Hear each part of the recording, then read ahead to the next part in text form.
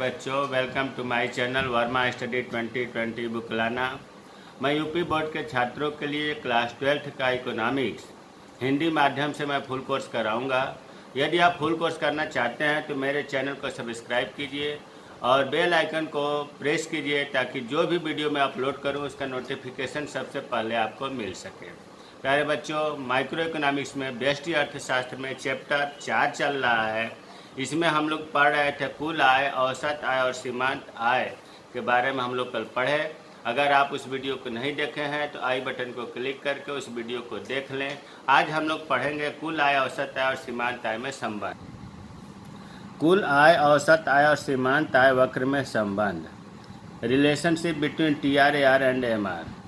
देखिए, विक्रय इकाइयाँ 1, 2, 3, 4, 5, 6, 7 देखो उदाहरण लिया गया है जिसको हम कहते हैं तालिका, अनुसूची। इसमें TR, MR, AR। कभी कभी बच्चे इसे असमंजस से पढ़ते हैं कि आंकड़े कैसे याद करें। तो प्यारे बच्चों, याद करने की ज़रूरत नहीं है। देखो TR 10, 18, 24, 28, 30, 30। कोई भी संख्या आप बढ़ते हुए क्रम में लिखिए, फिर उसके बाद स्थिर करके उसके बाद घटते क्रम में लिखिए। जैसे 10, 18 आप यहाँ पर 5, 7, 9 इस तरह से भी तो रटने की जरूरत नहीं है। पहले बढ़ते हुए और फिर घटते हुए लिखना है। और जब TR निकल गया तो MR में निकल जाएगा। जैसे पहले आपको बताया जा चुका है कि सीमांत आय कैसे निकालते हैं। 10 यहाँ डैश लिखिए या 10 लिखिए, इसको उतार लीजिए। फिर इसमें से इसमें 18 में से 10 गया 8, 24 में से 18 गया 6, 18 में से 24 गया 4, 30 में से 28 गया 2, 30 में से 30 गया 0, 28 में से 30 गया -2 क्योंकि ये संख्या कम पड़ रही है। 24 में से 28 गया -4। MR आसानी से निकाल लेंगे। AR का सूत्र है TR बटा Q। TR दिया हुआ है, Q दिया हुआ है। तो 10 में 1 का भाग देंगे 10, 18 में 2 का भाग देंगे 9, फिर उसके बाद 24 में 3 का भाग देंगे 8, 28 में। इस तरह से आप AR निकाल लेंगे। इसका ग्राफ बनाएंगे, नीचे लिखेंगे विक्रय इकाई या कुल 8 है तो 1, 2, 3, 4, 5, 6, 7, 8 बराबर चिन्ह लगा दिया। इधर TR, MR, AR लिख देंगे। अधिकतम संख्या इसमें 30 है तो 5-5 के अंतराल पर 5, 10, 15, 20, 25, 30 लगा दिया। माइनस में भी है संख्या तो 1 नीचे भी बढ़ा दिया, -5 कर दिया। इसके बाद TR 1 का 10, 1 का 10 पर चिन्ह लगा दिया। 2 का 18, 3 का 24, 4 का 28, 5 का 30, 6 का 30, 7 का 28, 8 का 24, फिर इसे मिला दिया, TR हो गया। अब MR का निकालने के लिए 1 का 10, 2 का 8, 3 का 6, 4 का 4, 5 का 2, 6 का 0, 7 का -2, अब नीचे आ जाएगा -2 और 8 का -4, इसे मिला दिया तो MR हो गया। AR इसी तरह से AR का बना देंगे वक्र। अब इसको इम्तहान में कभी भी ऐसे नहीं पूछेगा कि TR, MR में संबंध लिखिए। ज़्यादातर कोई 2 पूछ सकता है, या तो TR, AR में पूछेगा या TR, MR में पूछेगा। मतलब इसमें से ज़्यादातर 2 का पूछता है। तो चलिए पहले हम TR और MR का देखते हैं। TR का मतलब टोटल रेवेन्यू, कुल आय। MR का मतलब मार्जिनल रेवेन्यू, सीमांत आय में संबंध। यहाँ हम एक चीज़ अपनी बात कहने के लिए हमने ब्रैकेट में कर दिया है। इम्तहान में इस चीज़ को लिखने की ज़रूरत नहीं है। हम यहाँ ये बताना चाहते हैं कि जैसे सीमांत उपयोगिता या ऐसे कहिए कि उपयोगिता 3 तरह की है। कुल उपयोगिता, टोटल यूटिलिटी, सीमांत उपयोगिता, मार्जिनल यूटिलिटी, औसत एवरेज यूटिलिटी, औसत उपयोगिता में संबंध। उसी तरह से उत्पादन के उदाहरण में टोटल प्रोडक्ट, कुल उत्पादन, MP मार्जिनल प्रोडक्ट, सीमांत उत्पादन, एवरेज प्रोडक्ट, औसत उत्पादन में संबंध। TC कुल लागत, मार्जिनल कास्ट, सीमांत लागत, एवरेज कास्ट, औसत लागत। TR कुल आय, MR सीमांत आय, औसत आय। इनमें देखो 1, 2, 3, 4 इन चारों प्रकार के संबंध में जो संबंध है वो एक जैसा है। केवल भाषा आपको बदल जाएगी, जैसे कुल में अगर उपयोगिता की बात हो रही है तो यू वाले में उपयोगिता, पी से प्रोडक्ट, सी से लागत, आर से आय। बाकी वही चीज़ संबंध होगा। अगर आपको नहीं पढ़े हैं तो देखिए TU MU AU में संबंध हमारे वीडियो 13-14 में है, TP MP AP में वीडियो 40 में मिलेगा, TC MC AC में 45-46 में मिलेगा, TR MR AR 51 में मिलेगा। तो यहाँ आप देखेंगे कि जो संबंध है सबका एक जैसा है, बस केवल उपयोगिता, उत्पादन, लागत और आय की भाषा थोड़ा सा चेंज है। अब उसी तरह नीचे लिखा है उत्पादन की अवधारणा। उत्पादन शब्द लगा है तो प्रोडक्ट आएगा तीनों में, लागत शब्द लगा है तो TC MC सब में कास्ट आएगा, आगम लगा है तो तीनों में आर आएगा। इनकी परिभाषा फार्मूला भी लगभग थोड़ा थोड़ा सा अंतर है, तो इन्हें आप एक जगह करके तुलना करके पढ़ेंगे तो कभी नहीं भूलेंगे। तो चलिए हम देखते हैं TR और MR में संबंध। ग्राफ से करिए या तालिका से करिए, चीज़ एक ही निकलती है। हम तालिका से करके देख लेते हैं। देखिए TR अगर हम ध्यान से देखें तो 10-18 के बीच में 8 की गैपिंग है, अर्थात जो MR होता है ना वही चीज़ इनमें अंतराल होता है। तो देखो 10, 8, 6, 4, 2, यहाँ तक अगर हम ध्यान से देखें तो TR बढ़ तो रहा है लेकिन घटती दर से बढ़ रहा है। घटती दर से, बढ़ती दर से, स्थिर दर से, ये पहले बताया जा चुका है। घटती दर का मतलब कि पहले में अंतराल 8 का हुआ, फिर अंतराल 6 का हुआ, अर्थात घटती दर से बढ़ रहा है। और समझ गए होंगे।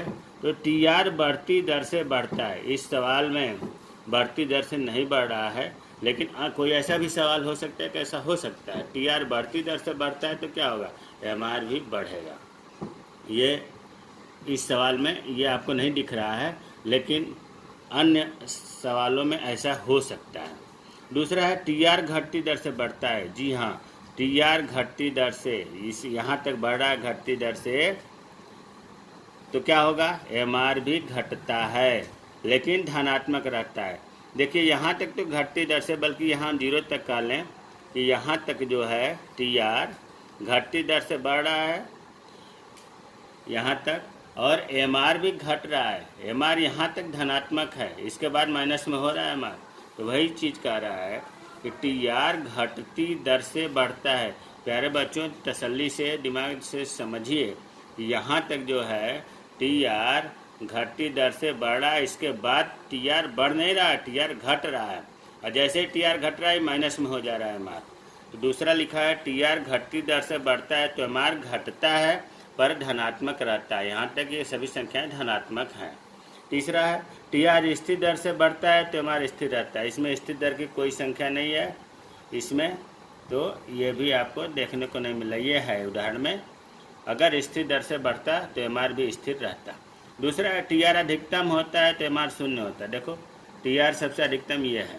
आप कहोगे कि 30 तो ये भी है, लेकिन 30 अधिकतम इसे इसलिए नहीं कहेंगे कि अधिकतम तब होता है कि इसके आगे की संख्या यहाँ से कम होती है। तो 30 ही है तो अधिकतम तो ये हुआ ना, इसके आगे देखो 28 हो रहा है तो अधिकतम संख्या ये है। तो TR जब अधिकतम होता है तो MR 0 होता है। TR जब गिरता है, देखो यहाँ से TR गिरने लगा 30 से 28, 28 से 24, तो MR माइनस ऋणात्मक होता है। तो अब ये जो आपने TR MR में संबंध पढ़ा, अगर मान लो कि एक थोड़ा सा इससे आउट ऑफ कोर्स चले, मान लो ये आ जाए TP और MP में संबंध, तो प्यारे बच्चों R की जगह पर केवल P लिखना है, बाकी सब चीज़ यही रहेगा। अर्थात TP बढ़ती दर से बढ़ता है तो MP भी बढ़ता है, TP घटती दर से बढ़ता है तो MP भी घटता है पर धनात्मक रहता है, TP स्थिर दर से बढ़ता है तो MP स्थिर रहता है, TP अधिकतम होता है जब MP शून्य होता है, TP जब गिरता है तो MP ऋणात्मक होता है। अब आपको समझ में आ गया होगा कि हम कहना क्या चाहते हैं। अगर TC MC में पूछ दे तो R की जगह पर C लगेगा, बाकी यही सेंटेंस लिखा जाएगा। अगर TU MU में पूछा जाए तो R की जगह पर U लिखा जाएगा, बाकी संबंध यही होगा। अब आते हैं MR और AR में संबंध। MR ये कॉलम और AR, MR जो है ये कॉलम AR। अब इसमें देखो पहला लिखा है कि जब MR बढ़ता है तो AR भी बढ़ता है। यहाँ MR घट रहा है, इसलिए इसमें जो पहला है ये उदाहरण में आपको नहीं दिख रहा है, लेकिन ये याद करना पड़ेगा, लिखना पड़ेगा, क्योंकि और संबंध होता है। जब एम आर बढ़ेगा तो ए आर भी बढ़ेगा, और जब एम आर लिखा है दूसरा एम आर ए आर के बराबर होता है तो ए आर अधिकतम होता है। इसमें कोई ऐसी एम आर ए आर संख्या नहीं है जो बराबर हो। अगर ये बराबर होता, जैसे मान लो यहाँ भी 7 है, यहाँ भी 7 है, तो ए आर अधिकतम होता। तो ये भी नहीं है, अर्थात इस सवाल में ये भी शो नहीं हो रहा है, ये भी शो नहीं रहा, लेकिन लिखा जाएगा। यहाँ एक चीज़ मैं लिखा हूँ, ध्यान दें, इम्तहान में लिखने की जरूरत नहीं है। दूसरे पॉइंट की बात हो रही है कि जब एम आर ए आर के बराबर होता है तो ए आर अधिकतम होता है। प्यारे बच्चों, अगर उपयोगिता के मामले में कहें तो जब एम यू ए यू के बराबर होता है तो ए यू अधिकतम होता है, ऐसे बोलेंगे। प्रोडक्शन उत्पादन के मामले में कहें, जब एम पी ए पी के बराबर होता है तो ए पी अधिकतम होता है।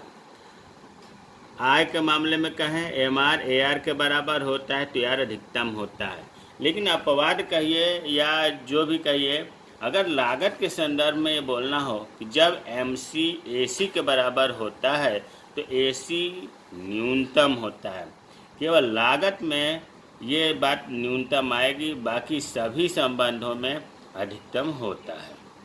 तीसरा है, जब एम आर घटता है तो ए आर भी घटता है। देखो उदाहरण में आपको दिख रहा है, एम आर घट रहा है तो ए आर भी घट रहा है। लेकिन यहाँ चीज़ आगे अगला पॉइंट होगा कि जब एम आर ऋणात्मक होता है तब भी ए आर घटता है, लेकिन ए आर सदैव धनात्मक रहता है। बहुत महत्वपूर्ण अंतर है कि जब एम आर ऋणात्मक होता है तो ए आर तो घटता है, लेकिन ए आर धनात्मक रहता है। वही चीज़ है, जब एम आर ऋणात्मक होता है तभी ए आर घटता है, किंतु ए आर धनात्मक रहता है। तो प्यारे बच्चों, ये बहुत आसान है, एक उदाहरण मन से बना करके, और इन्हें आप याद कर लेते हो टी आर एम आर या एम आर ए आर में, तो ये आय के मामले में पूछे या उत्पादन के मामले में पूछे या लागत के मामले में पूछे, आप अच्छी तरह से संबंध बना लेंगे। मेरे चैनल को सब्सक्राइब कीजिए ताकि मैं मोटिवेट हूँ, अच्छे से अच्छे वीडियो आपको दे सकूँ। जय हिंद, जय भारत।